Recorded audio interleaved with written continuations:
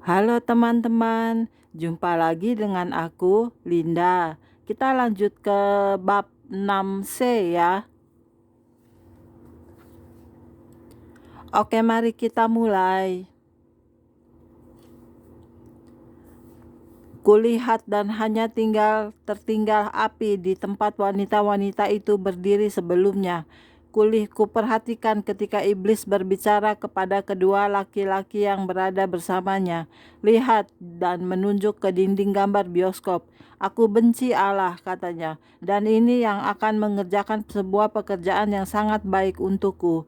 Di sana, di atas layar, kulihat wanita-wanita cantik itu di kota-kota, di gereja-gereja, dan barbar mengerjakan pekerjaan jahat mereka. Mereka adalah roh-roh penggoda, setan-setan alam maut yang dilepas di bumi, dan manusia tidak tahu bahwa mereka adalah setan-setan. Kuasa setan itu nyata, pikirku. Mereka benar-benar di sana untuk menipu siapa saja yang bisa mereka tipu. Mereka menipu, berbohong, dan mencuri untuk menjadikan seseorang murid untuk iblis. Gambar bioskop itu mendadak lenyap, dan kuperhatikan iblis dan kedua laki-laki yang bersama dia menghilang dalam gumpalan asap. Kemudian Yesus menunjukkan padaku sebuah lonceng raksasa yang terbentang ke seluruh permukaan bumi, dan kudengar lonceng itu berdetak. Jarum jam dalam posisi mendekati angka 12, dan jarum menitnya berputar sampai berhenti pada 3 menit sebelum angka 12. Dengan diam-diam, jarum menit menggeser ke jam itu. Ketika menggeser, bunyi detaknya bertambah keras dan keras, sehingga seolah-olah memenuhi seluruh bumi. Tuhan berbicara seperti terompet, dan suaranya seperti desau air bah. Dengarkan dan dengar apa yang Roh Kudus katakan pada gerejanya. Katanya, bersiaplah, karena pada waktu yang tidak kau sangka-sangka, aku akan datang. Ku dengar lonceng berbunyi. Saat itu jam 12. Pengantin laki-laki telah datang kepada pengantin wanitanya. Apakah kau sudah siap untuk kedatangan Kristus, kawanku? Apakah kau mau seperti mereka yang mengatakan, bukan hari ini Tuhan? Maukah kau datang kepadanya dan diselamatkan?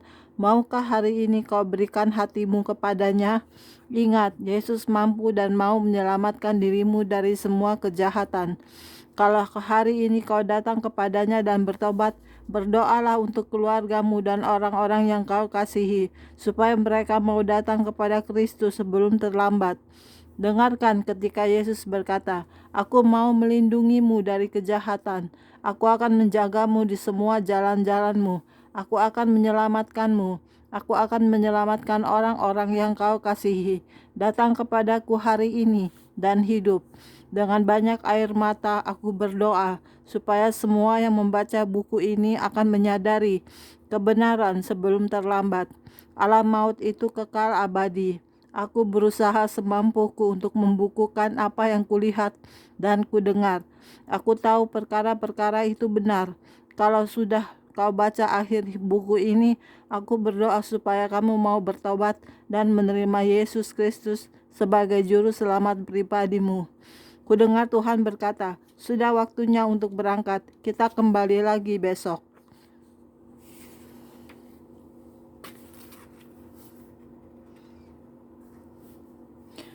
Bab 7.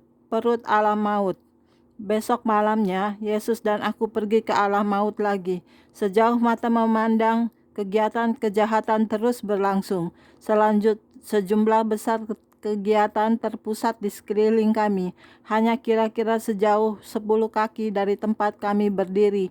Kulihat suatu kegiatan yang aneh. Aneh karena banyak makhluk jahat dan roh-roh jahat bergegas masuk ke bergegas masuk keluar ke tempat yang khusus. Adegan itu seperti dalam film horor. Sejauh mata-mata memandang, ada banyak jiwa dalam penyiksaan. Iblis dan malaikat-malaikatnya sedang melakukan pekerjaannya. Suasana remang-remang itu ditembus oleh jeritan-jeritan yang sedih dan putus asa. Yesus berkata, "Nak, iblis itu berperan ganda. Di dunia ini dia penipu. Di alam maut dia penyiksa jiwa-jiwa. Kuasa-kuasa setan yang banyak dilihat di sini kadang-kadang ada juga di bumi untuk menyakiti, mendatangkan penderitaan, dan menipu. Akan kutunjukkan kepadamu hal-hal yang belum pernah dilihat secara lebih terperinci. Beberapa hal yang kau lihat akan segera terjadi, sedang yang lain-lainnya baru akan terjadi di kemudian hari. Kulihat ke depan lagi, tanahnya yang berwarna coklat muda, tanpa kehidupan, tanpa rumput-rumput, atau sesuatu yang berwarna hijau. Segala sesuatu mati, atau dalam proses kematian. Di beberapa tempat terasa dingin dan lembab, sedang di tempat lain terasa panas dan kering. Dan di sana selalu tercium wangi tengik dari daging busuk yang terbakar, tercampur dengan bau busuk dan basi dari sampah dan bau apek. Iblis memakai banyak jebakan dan perangkap untuk menipu umat Allah. Yesus berkata, di banyak perjalanan kita ke alam maut, akan kutunjukkan kepadamu banyak tipu-tipu setan yang licik dan busuk. Kami baru saja berjalan beberapa yard, ketika kulihat di depan kami sebuah benda yang gelap dan hitam yang tak enak dilihat. Benda itu bergerak ke atas dan ke bawah, mengkerut dan mengembang. Dan pada setiap gerakan, benda itu mengeluarkan bau anyir yang hebat, yang lebih busuk daripada bau yang biasa ada di alam maut. Kuusahakan sebisaku untuk menjelaskan apa yang kulihat. Ketika benda besar hitam yang menggantung itu masih terus mengkerut dan mengembang dan meniupkan bau yang menjijikan, kuperhatikan ada suatu benda mirip tanduk berwarna gelap yang muncul daripadanya dan naik ke atas menuju bumi.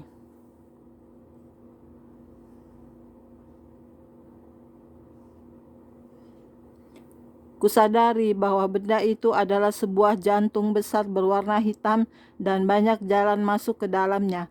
Perasaan yang mengerikan melandaku.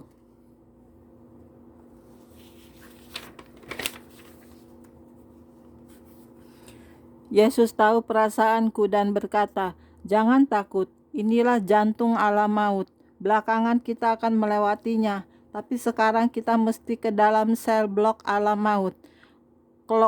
Kompleks sel alam maut ini merupakan suatu lingkaran di perut alam maut. Sel-sel ini mencapai tinggi 17 mil. Aku mendongak ke atas dan kulihat ada parit besar berwarna coklat di antara sel-sel itu dengan dasar atau perut alam maut.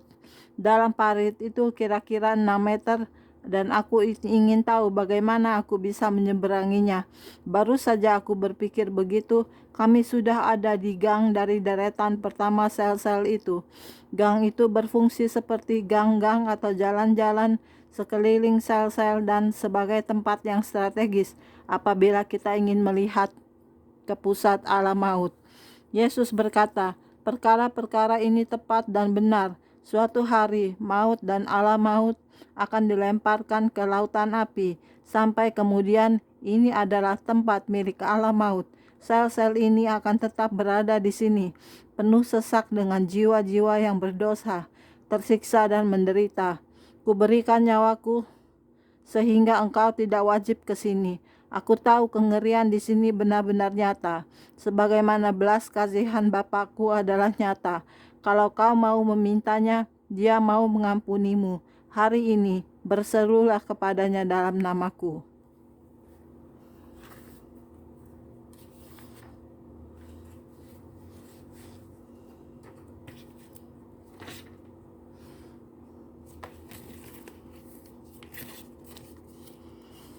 Oke, sekian dulu untuk hari ini videonya ya. Kita lanjut di video berikutnya. Terima kasih. Tuhan berkati kita semua. Amin. Bye-bye.